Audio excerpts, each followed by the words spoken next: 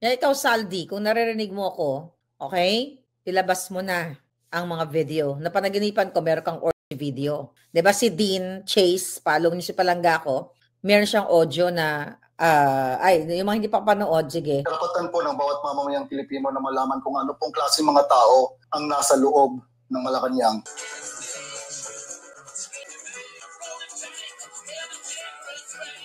I can't take it. It's too big. Tumutuwad yata si Bangag.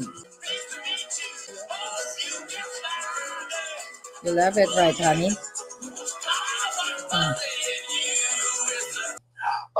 Ito na nga po.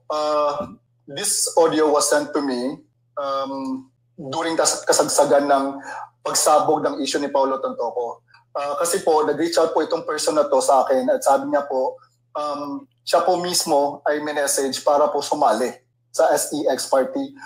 Sa Tsuktsakan. Verify ko po, as a matter of fact, I had met this person in person as well.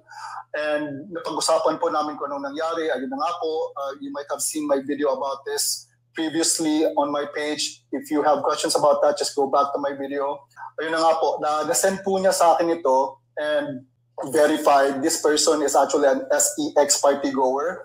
As a matter of fact, taga San Francisco po siya and always po siyang sumasali sa Folsom Street Fair. Now, what is Folsom Street Fair? Hindi ko po ito pwede sabihin dito sa video kasi po masyadong adult, but you can Google it.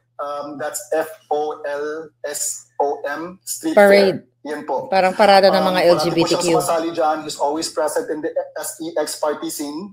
And ayun po, naka-receive po siya ng message tsaka pinasali po siya sa isang Tsuktsakan orgy SEX party. At saka ito na nga po ang resulta nito. So again, before we go to that po, to the audio, let me just say, nakarapatan po natin bawat mamamayang Pilipino na pilitin po natin ang ating Pangulo na mag-take ng hair follicle test. Kasi po karapatan po nating malaman kung nasa maayos po na pag-iisip ang Pangulo natin to lead a country.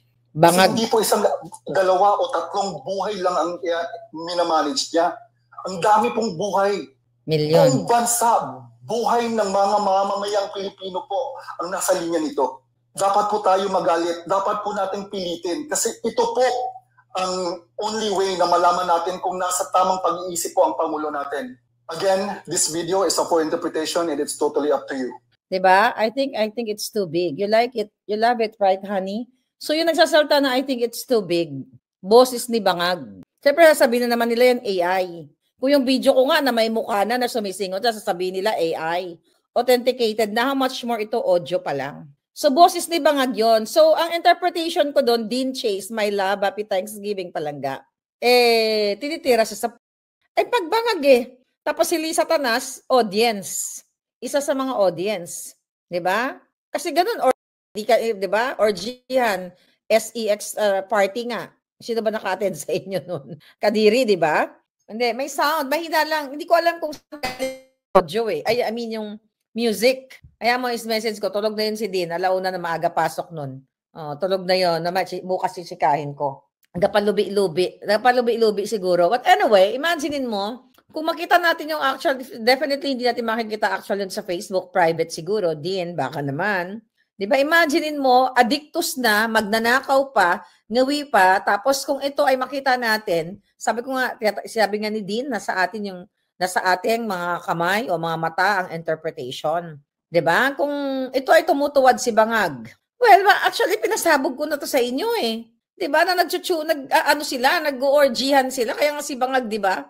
Kung sino-sino ang tinitira niya, kung sino-sino tinitira ni Bangag kapag siya ay Bangag. Bangag nga So ito ang inyong, for sure may video 'yan. Who knows? 'Di ba? Later on may ilalabas na video, 'di ba? Katulad ni Zaldico. Later on, hindi akalain ba natin na si Zaldico ay bigla na lang mag-spluk na ang dati niyang kasamahan sa mga nag-conspire sila para sa delivery ng pera ng bayan. Ngayon bigla na lang nagsalita dahil nga nagkaunsehan sila at gusto nilang idiin lamang si Zaldico, 'di ba? Yes, sabi ni Rosan del Rosario, deserve nila yung humiliation na yan sa ginawa ng pambababoy sa Pilipino. Rosana Palangga, sabi ko nga, kulang pa ang buhay nilang kabayaran. sa pambababoy sa ating lahat. Kulang pa ang buhay nila kahit dikdikin mo, kahit gawin mo pang bopis lahat ng mga yawa na yan. Kulang pang kabayaran. Dapat ipasuka sa kanila lahat ng pera. Kung si Alcantara, Henry Alcantara ay nagsoli ng 110 million, binibida-bida ni Bangag, itong mga hayop na to, kailan sila magsusoli ng pera? Naninakaw nila simula pa sa tatay nila. Di ba? Nagpabudol kasi talaga tayo. Kasalanan din naman natin. Pero at least ngayon nagising na tayong lahat na nabudol. Lalo na ako at si Inday Sara at kayo na mga nabudol.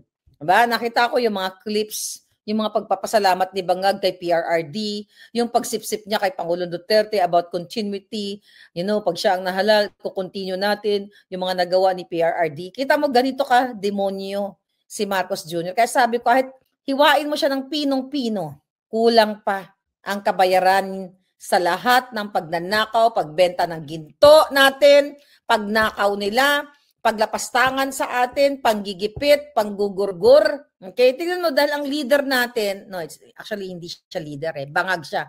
Ang presidenteng Bangag, dahil wala silang katakot-takot gumawa ng katarantaduhan, yung mga allies nila ay ganun-ganun na lang gumurgur ng tao katulad doon sa ating kaya palang Oscar Bukol ng Digos. Ngayon, umakyat, how many millions ang binigay na pabuya? 9 million na ba? Nagbigay si Senator Bato, si Attorney Torreon, si Baste, si Inday Sara, yung pamilya niya mismo, 1 million para maituro lang ang pumatay dito sa kawawang kapitan na yon dahil sa very vocal siya sa pagsasalita, sa pag-express ng kanyang kalayaan patungkol sa pagnanakaw sa kaban ng bayan. Ako ang advice ko lang sa inyo. Ito advice ko sa mga vloggers. Once na tumira kayo sa mga bangag dahil bangag ito, you have to protect yourself. Kasi si Bukol, very open yung bahay niya no? Nakita nyo? Very open. Tapos sa labas pa siya sa labas pa siyang nagbablog. Tapos may mga lumabas na video na may kaaway siya. Is it Mayor Tata? Yung Tata ng Digos? Meron na pala siyang mga, alam mo, naimbestigahan na ba yon yung taong yon? Tata something. I forgot the name kasi ang pangit Kaya yun ang pagpangit, tinatanggal ko kagad sa screen. So anyway, may mga tawag dito, may mga death threat na siya prior. Di ba? So dapat nag-iingat na once na kayo ay mag-all-out war kayo sa mga bangag, you have to protect yourself. Kaya lang protektahan ninyo. Huwag kayong alam kasi kung saan yung kanyang bahay Dapat man lang naka-cover ka o dapat pag ganun ang laban, dapat like kang naka-ready, dapat like kang may bang-bang-bang. Kaya lagi ako may bang-bang-bang Diba? Kahit saan ako magpunta at lagi ako may mga bruskong bodyguard. May mga bruskong bodyguard ako, yung mga makikisig, yung mga malapandisal, ang kanilang mga dibdib. No, but seriously, mga palangga, ang hirap talaga makipaglaban pag nasa Pilipinas ka, naintindihan ko. So, pag lumaban ka, kasi ako, kung nandiyan ako, patay na ako, di ba? Dapat, baka nakasabay pa kami, baka magkasabay kami ni Percy Lapid Ginorgor ng gobyernong bangag na ito.